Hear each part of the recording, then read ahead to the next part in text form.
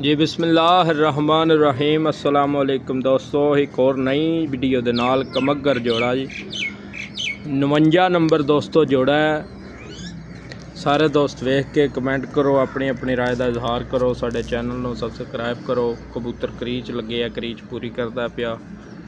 तो दोस्तों इस कबूतर का मेरे को अपने को रिजल्ट है इस जोड़े का।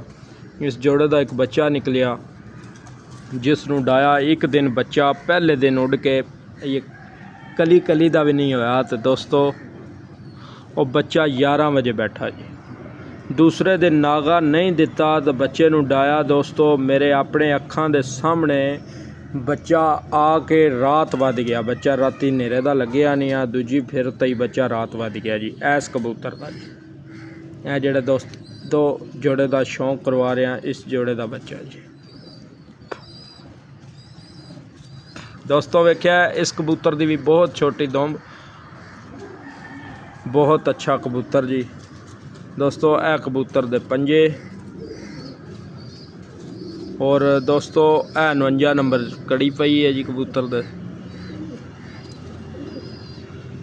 दोस्तों ए पूरा कबूतर है जी दोस्तों ए 49 नंबर कबूतरी का शौक करो जी। सारे दोस्त वेख के अपनी अपनी राय का इजहार करो जी। माशाल्लाह दोस्तों चेक करो, ऐस मादी का बच्चा दूसरे दिन मेरे को सामने अखां तकिया रात रह गया जी। नेरा पै गया, बच्चे को बहन नहीं होया।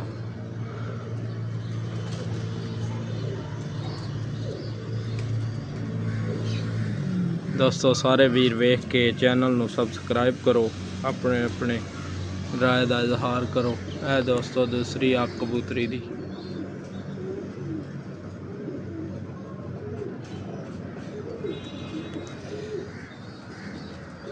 दोस्तों ए कबूतरी दे पंजे और ए कबूतरी दे 49 नंबर दोस्तों कड़ी पई। 49 नंबर जोड़ा है जी। जी दोस्तों ए छड़ के जोड़े का शौक तो दोस्तों इस ही नाम के उत्ते टिकटॉक की आईडी बनी है। टिकटॉक के बायो जाओ, नाल ही यूट्यूब का लिंक है दोस्तों। यूट्यूब के उत्ते भी साडे चैनल का विजिट करो। जेडे दोस्त यूट्यूब ते वेख रहे हैं टिकटॉक ते विजिट करो तो अपनी अपनी राय का इजहार करो। दोस्तों यह जोड़ा है, इन अंडे तराए ने।